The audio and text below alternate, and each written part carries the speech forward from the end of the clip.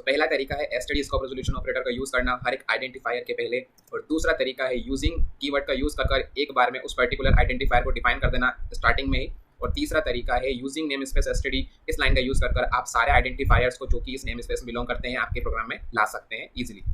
सो hey guys, आज हम discuss करने वाले हैं एसटीडी नेम स्पेस के बारे में। इसको किस तरह डिफाइन करते हैं, इसका हम प्रॉपर तरीके से एक एग्जांपल लेके समझेंगे और इसको किन किन तरीक़ों से डिफाइन कर सकते हैं, आपके डिक्लेयर कर सकते हैं आपके एक प्रोग्राम के अंदर।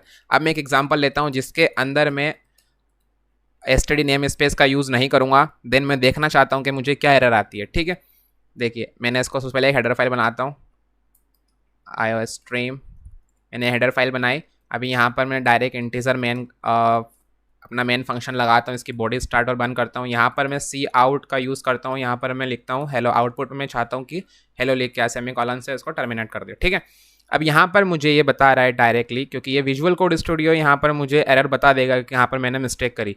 तो यहाँ पर बता रहा है मुझे identifier cout is not undefined. इसका मतलब जो सी आउट है उसको मैंने डिफाइन ही नहीं करा कि ये कौन सा नेम स्पेस में बिलोंग करता है। तो सी आउट को डिफाइन करने के लिए उसके लिए नेम स्पेस यूज़ करना ज़रूरी है। अब नेम स्पेस जो है वो आपका एसटीडी नेम स्पेस है, जिसके अंदर आपके सी इन और सी आउट एंड एल ये सारे आइडेंटिफायर्स आते हैं। ठीक है, अब मैं इस एसटीडी नेम स्पेस को यूज़ करने के 3 तरीके बताता हूँ। देखिए, सबसे पहले मैं बताऊँगा इसका कि एसटीडी नेम स्पेस को सबसे पहले तो मैं यहाँ पर एसटीडी का यूज़ कर और ये स्कोप रेजोल्यूशन ऑपरेटर का यूज़ कर डायरेक्ट मैं इसको ऐसे लगा सकता हूँ। तो यहाँ पर मेरा प्रोग्राम सही होगा। मैं इसका आउटपुट बता देता हूँ आपको एक बार। इसका आउटपुट जो है वो क्या आएगा, यहाँ पर हेलो आ जाएगा। देखिए इसका आउटपुट आ रहा है मेरे सामने, ये हेलो करके। ठीक है, ये तो हो गया पहला तरीका कि जब मैंने एसटीडी का यूज़ स्कोप रेजोल्यूशन के साथ करा, इसको मैं डायरेक्ट कर सकता हूँ। अब जितनी बार भी मैं सी आउट लिखूँगा उतनी बार मुझे एसटीडी का यूज़ करना ज़रूरी है हर बार। जैसे मैंने यहाँ लिख दिया बाय, ये मुझे आउटपुट में चाहिए, तो मुझे एसटीडी स्कोप रेजोल्यूशन ऑपरेटर का यूज़ करना ज़रूरी है हर बार। या फिर मैं सी इन करता हूँ तो भी मुझे एसटीडी स्कोप रेजोल्यूशन ऑपरेटर उसके आगे लगाना पड़ेगा प्रीफिक्स में। ठीक है, ये तो हो गया इसका यूज़ करने का पहला तरीका। अब मैं बताता हूँ कि मुझे बार बार एसटीडी स्कोप रेजोल्यूशन यूज़ ना करना पड़े। इससे अच्छा है कि मैं उसको एक ही बार यूजिंग कीवर्ड का यूज़ कर जो भी मुझे पर्टिकुलर जितने भी मुझे एसटीडी या फिर सी इन चाहिए उसको मैं पहले ही डिफाइन कर देता हूँ, ताकि मुझे बार बार एसटीडी स्कोप रेजोल्यूशन ऑपरेटर का यूज़ ना करना पड़े। मैं चाहता हूँ कि मेरे प्रोग्राम में मैं सी आउट यूज़ करूँगा, तो सी आउट यूज़ करने के लिए मैं इसको यूजिंग कीवर्ड का यूज़ कर एसटीडी स्कोप रेजोल्यूशन ऑपरेटर का इसको यूज़ करा मैंने। देन यहाँ पर मैंने इसको बता दिया कि ये सी आउट है, इसको पहले ही डिफाइन कर दिया। सिर्फ मैंने सी आउट को डिफाइन करा। अभी जो सी आउट है वो मेरा एसटीडी नेम स्पेस से आ रहा है।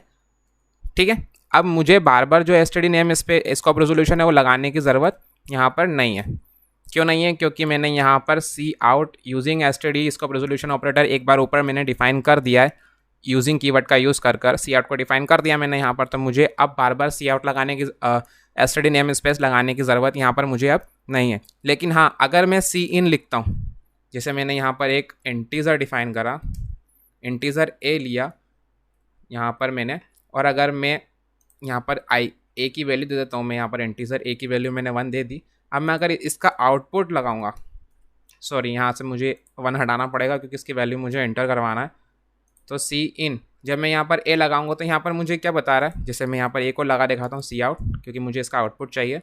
यहाँ पर लिखूँगा मैं एंटर द वैल्यू ऑफ ए। ठीक है, सी आउट के लिए तो मैंने इसको डिफाइन कर दिया, लेकिन सी इन के लिए मुझे प्रॉपर डिफाइन नहीं करा। तो यहाँ पर मुझे एरर क्या दे रहा है, identifier cin is undefined. इसका मतलब क्या हुआ, आपने सिर्फ पर्टिकुलर सी आउट को यहाँ पर यूजिंग कीवर्ड का यूज़ कर बताया कि वो एसटीडी नेम स्पेस में बिलोंग करता है। आपने सी इन को यूज़ नहीं करा, सी इन को भी बताना पड़ेगा। या तो फिर मैं चाहूँ इसके आगे एसटीडी और स्कोप रेजोल्यूशन ऑपरेटर लगा दूँ, तो मुझे हर बार सी इन के लिए एसटीडी स्कोप रेजोल्यूशन लगाना पड़ेगा। देखिए यहाँ से एरर हट गई। या फिर मैं चाहूँ कि उसको एक ही बार में ऊपर में डिक्लेयर कर दूँ यूजिंग एसटीडी स्कोप रेजोल्यूशन, और ये सी इन से मैंने उसको ऊपर डिक्लेयर कर दिया, तो मेरी एरर थी जो वो हट गई। इसका मतलब जितनी बार भी अब मैं सी इन अपने प्रोग्राम में यूज़ करूँगा वो ऑलरेडी डिफाइन यहाँ पर कर चुका हूँ, तो मुझे एरर नहीं आएगी। या फिर मैं अगर अब एंड एल का यूज़ करूँगा तो भी मुझे यहाँ पर एरर आएगी, क्योंकि मैंने एंड एल को यूज़ नहीं करा। ये तो हो गया इसका यूज़ करने का दूसरा तरीका। ठीक है, ये मैंने सिर्फ पर्टिकुलर आइटम को सिलेक्ट करा जो कि मुझे अपने प्रोग्राम में यूज़ करना है, तो उन दोनों को ही मैंने अभी यहाँ पर डिक्लेयर करा है, जो कि नेम स्पेस एसटीडी के अंदर बिलोंग करते हैं।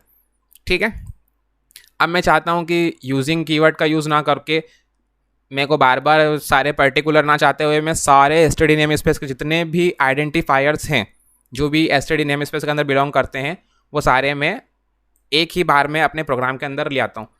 जैसे सी आउट हो गया, सी इन हो गया, या फिर एंड एल हो गया, या फिर और भी जो आइडेंटिफायर्स है जो एसटीडी नेम स्पेस के अंदर बिलोंग करते हैं उनको मैं सबको एक ही बार में लाना चाहता हूँ, बार बार using STD scope resolution use करने के बगैर। तो उसके लिए आपको सिंपल सा एक लाइन लिखना होगी। ये मैं आपको तीसरा तरीका बता रहा हूँ, ये तीसरा तरीका है। ठीक है, तो उसके लिए आपको सिंपल सा यूजिंग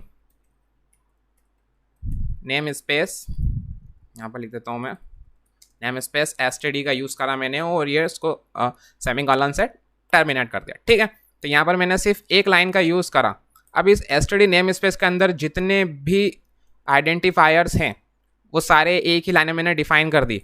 अब आप प्रोग्राम में एसटीडी नेम स्पेस रिलेटेड सारे आइडेंटिफायर यूज़ कर सकते हो तो आपको एरर नहीं आएंगी। सी आउट एसटीडी नेम स्पेस के अंदर मैंने एक लाइन में डिफाइन कर दिया, सी इन भी आ गया इसके अंदर, एंड एल भी आ जाएगा इसके अंदर। मतलब इसके अंदर सारे जो भी एसटीडी नेम स्पेस में बिलोंग करते हैं सबके सब मैंने एक ही बार में डिफाइन कर दिया। तो इस तरह से आप यूजिंग नेम स्पेस एसटीडी का यूज़ कर सकते हैं एक ही लाइन में सारे आइडेंटिफायर्स को उसके अंदर बिलोंग कराने के लिए। ठीक है, तो आपने यहाँ पर इसको डिक्लेयर कर दिया, डिफाइन कर दिया। अब मैं इसका आउटपुट दिखा देता हूँ आपको। जैसे मैं इसको आउटपुट में देता हूँ तो इसका आउटपुट आएगा, पहले आएगा हेलो, देन उसके बाद बाय। देखिए यहाँ पर आ गया हेलो, उसके पास आ गया बाय, उसके बाद आ गया एंटर द वैल्यू ऑफ ए। अब मैंने यहाँ पर एक ही वैल्यू एंटर करी, मैंने करी 52। जैसे एंटर करूँगा तो मुझे आउटपुट नहीं दिख रहा है अभी, क्यों? क्योंकि मैंने यहाँ पर शो नहीं करा ना उसको।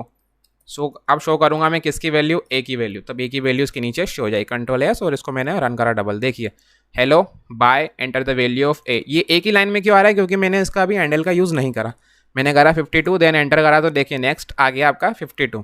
ऑलराइट, तो ये सिंपल है। अगर आप चाहते हो कि एक के नीचे एक है तो अब यहाँ पे न्यू लाइन का यूज़ करिए, या मैं यहाँ पर नेक्स्ट लाइन के लिए मैं एंड एल का यूज़ कर रहा हूँ। ठीक है, एंड एल वो नया पैराग्राफ से शुरू कर देगा, या मैंने एंड एल का यूज़ करा। अब मैं एंड एल का यूज़ डायरेक्टली कर सकता हूँ, क्यों? क्योंकि एंड एल को मैंने कहाँ पर डिक्लेयर कर दिया, एसटीडी यूजिंग नेम स्पेस के अंदर सारे आ जाते हैं जितने भी एसटीडी नेम स्पेस के आइडेंटिफायर्स। एंड एल का यूज़ करा, मैं चाहता हूँ यहाँ पर भी आ जाए नेक्स्ट लाइन के अंदर, एंड एल का यूज़ करा। ठीक है, ये अगर मैं अब एंटर इसको सेव करके रन करता हूँ तो देखिए सब एक के नीचे एक आएंगे। यहाँ देखिए हेलो आ गया, उसके नीचे बाय आ गया, उसके नीचे एंटर द वैल्यू ऑफ ए। जैसे ही मैं एंटर द वैल्यू ऑफ ए करता हूँ मुझे नीचे ये शो हो जाएगी। तो इस तरह से आप यूजिंग नेम स्पेस एसटीडी को यूज़ कर सकते हैं आपके प्रोग्राम के अंदर। और इसका क्या मतलब होता है अब आपको 100% श्योर हो गए होंगे आप। अगर आपको अभी भी कुछ डाउट है इसको यूज़ करने से रिलेटेड तो आप मेरे से कमेंट सेक्शन में बिल्कुल पूछिए, मैं आपको हर एक चीज़ का सॉल्यूशन दूंगा। सो thank you so much for watching this video. Like the video, subscribe the channel and share as much as you can. Thank you so much.